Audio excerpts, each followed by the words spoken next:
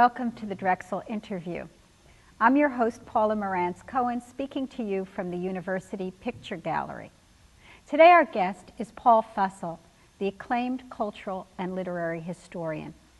Dr. Fussell was awarded the National Book Award for his 1975 book, The Great War and Modern Memory, and he has written more than 20 other award-winning books on a wide range of topics.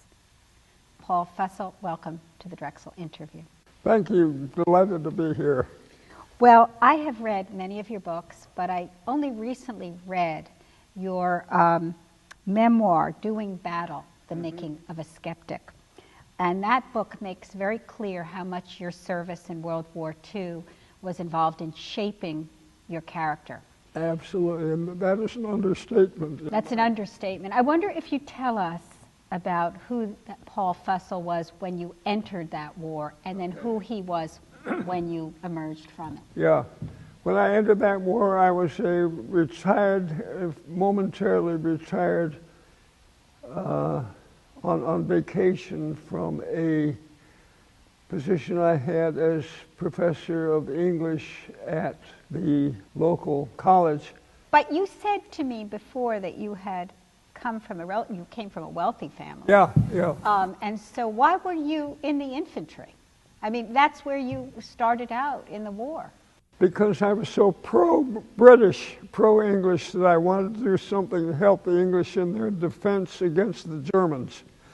The English were about to be ruined, as they were a little later. And the United States hadn't hit the war badly yet, and I thought I would help it do that. And so I volunteered to become a ROTC creature, and that was very successful. And when I graduated from at least when I finished my study there, I said to myself, why don't you volunteer? So I volunteered, and before I knew it, I was taking very, very difficult, hot weather, enlisted training. And when that was over, I did the same sort of thing for officers at Fort Benning, Georgia. And from there, I went to the 6th Division, Infantry Division, of course. And I enjoyed the infantry a great deal, partly because you get to know people of various classes all at once in a kind, set up in a kind way. Was that new for you? Had you been? It was new to me. I'd never met people who earned their living before, because all the money I had was given me by my father or by my investments that he had helped me achieve. And so I'd never done anything that actually worked that way, but the Army was the first one, and it had a very powerful effect upon my character. It did. I could tell from that book. But what you are saying also is that you went in as an idealist about war, in a sense, and that you didn't end up that way. It was less idealism than ignorance. It was ignorance. I'd never been in a war before, and I certainly never thought of myself as a leader in a war before. My name was published everywhere as Paul Fussell, Jr.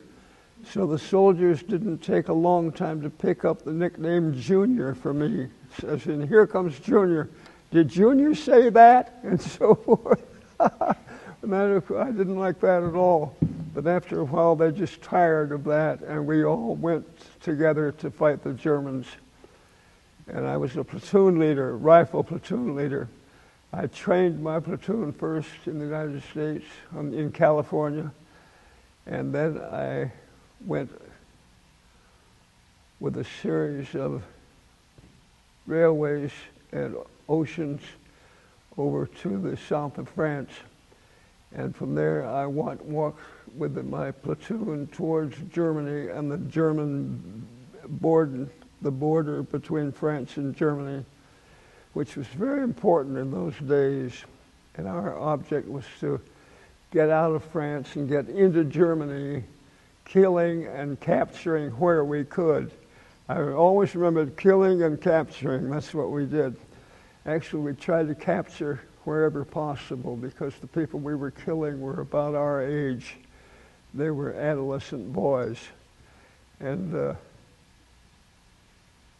it is no fun to kill them at all, but it was fun to capture them. You capture them, and then you send them to the rear. Go on back. They'll take care of you back there. They lock them up there, and they would interrogate them there. We didn't have to do that. That's why they were being captured, so we could get some easy access to German attitudes and techniques. Now, so I tell you how that ended. Yeah. That ended because I had been very, very lucky of not being killed or wounded, because almost everybody in the infantry experienced proximity to both of them, and sometimes the actuality of both of them. I had a wonderful sergeant, staff sergeant of two stars was his emblem.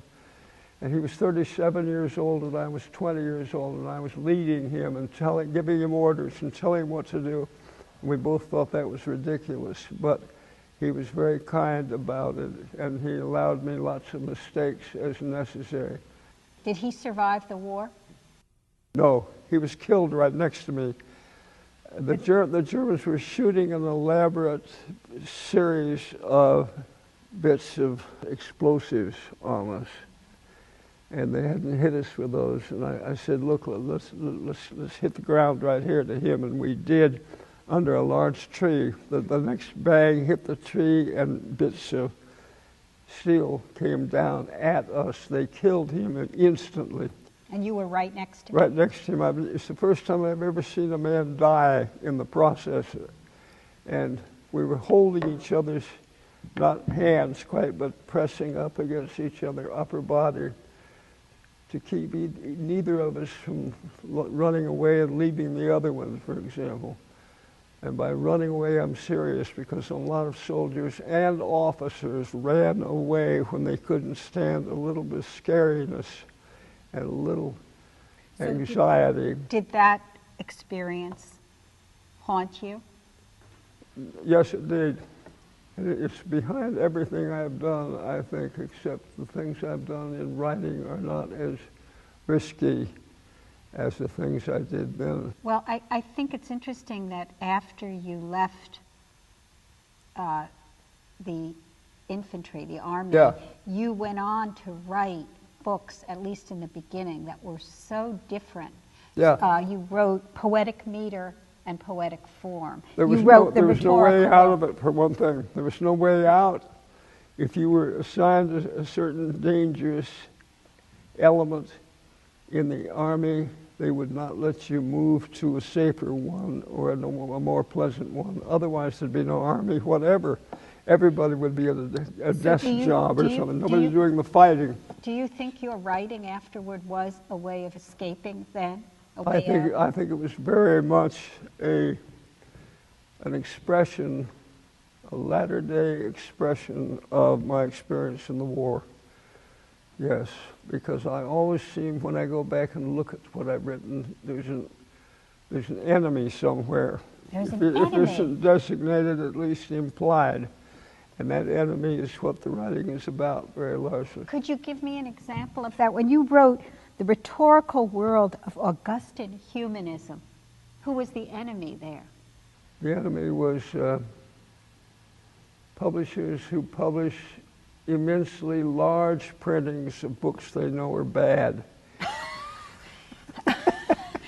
So yes, I'm not making that up. That's the way it is. Many times. So all your books were opposing that badness? Not all of them. Sometimes they were not fighting. Sometimes they were just celebrating something beautiful or interesting or charming or funny or whatever. I was obsessed with at that moment. I thought, well, why did I write a book about that? And young people come to me and ask, how can I write a book? I can write well. I said, to write a book, you must become obsessed with some passion. And then you must disguise that, but it must animate you as you're writing. What do you mean when you say you must disguise that? You become obsessed with something and then you must disguise it. Yeah, because the reader has no patience with being lectured. Yeah. The reader wants something wonderful to read or to be artistic in his presence or her presence. And the writer has to learn to supply either the illusion of that or the actuality of that. Well, your 1975 book, The Yeah. Great War and Modern Memory, about World War I, Yeah, on the literature of World War I, it's interesting. That is perhaps your best known book. mm-hmm.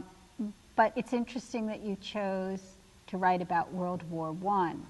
You had first been writing about the 18th century. Yeah. Then you began to write about World War I. It was as though you were moving in the direction. Yeah, but there's very little expression of personality in it, I think, or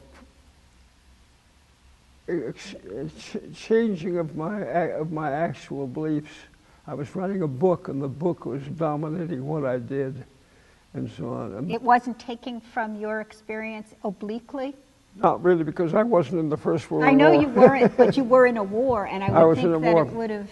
And I chose that one because I knew quite a lot about it. I'd read about it for years. My father had been in it, managing the official weapons, soldiers' weapons, body weapons, pistols. How many do you have in your thing? He would do that. That was what he did. So he didn't see any action. He never saw any awfulness in it, Yeah. any dead bodies and so on, any people with everything blown off. Did you ever speak to your father about your experiences? Always. Yeah. Always. I wrote him a letter about every 2 weeks, both of them, my father and mother, because I wanted them to understand that the boy they were going to receive back, when he came back, which I did at the age of 20, was going to be the same one that went away. So how were you, if I were to ask you that, how were you different when you came back from that war? Well, I was, excuse the expression, snottier in general with everybody. I had seen what happened when statesmen misunderstood each other. Thousands of people got killed from some stupid sentence that they allowed themselves to utter and publicize. And I thought that was outrageous, and I thought I'd spend a lot of energy trying to oppose it. So almost everything I wrote after that involved that kind of impulse, trying to improve the experience of sitting in American society, originating in a rather well-to-do situation. And I think the book succeeded. Not that I did, but the book seems to have gathered in a very impressive... Now we're talking about the Great War and Modern Great War and Modern Memory. Yeah. It seems to have touched many people, or it seems to have made clear aspects of World War I that people hadn't understood as fully before. Yeah. And the literature of World War I as well It's made it very odd popular. because it has a wonderful literature. It's one of some of the best writers in America, unlike what happened in the Second World War. Volunteered as junior officers in the infantry, and then they had something to write about, which is, to put it mildly. Well, do you feel there was literature of the Second World War too? Do you feel the literature of the First World War was better or different? It was better because it was more literary. Yeah, in the Second World War, it was more merely conventional, the sort of thing that... Why do you think that is, that you had this high literature? I think it's because